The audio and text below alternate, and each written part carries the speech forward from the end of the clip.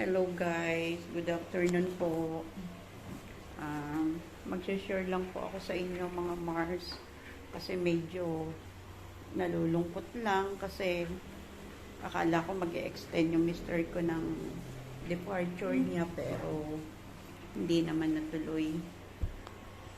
Ganito pala yung feelings nung 3 buwan kasi siya dito nag-stay. Tapos ngayon, alis na siya sa December 4, mga Mars. So, syempre, sa loob ng 3 buwan, parang ang haba rin pala ng pagsasama namin. Marami nang nangyari. Pero syempre, yung mga bagay na mahalaga sa kanya, yun yung ibinigay Nice. ko. Inalagaan ko siya. Talagang inalalayan kasi gusto ko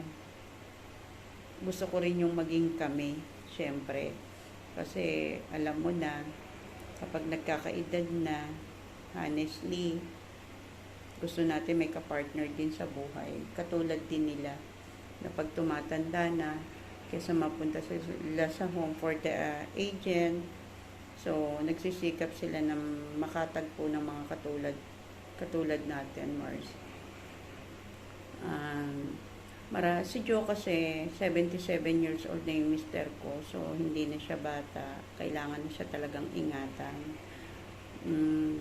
Thank you kay Lord at nakapag-asawa nga ako. Ganon din naman siya, very thankful dahil nag-meet kami, compatible naman kami sa lahat ng bagay. So talagang kinilatis niya ako bago niya ako pinakasalan. So, ganun din naman syempre ako sa kanya. So, mga Mars, ganito pala yung pakiramdam nung dahil babalik na siya sa Amerika. Yun, mamimiss ko siya. Tapos yun nga lang, mag-aalala ako dahil bagong surgery yung mister ko sa left eye niya, nagpa-implant siya sa UST. So, syempre, ayoko din naman yung mag-hardworking siya doon, tapos malaya siyang yuyuko, bawal yun. So, yun lang yung mga pakiusap ko na dapat ingatan niya yung sarili niya dahil mag-isa lang siya sa Amerika. So, ganito pala yung feelings, no? Nakakasad din kasi nasanay na ako nung magkasama kami. For sure siya din naman ganun din sa akin.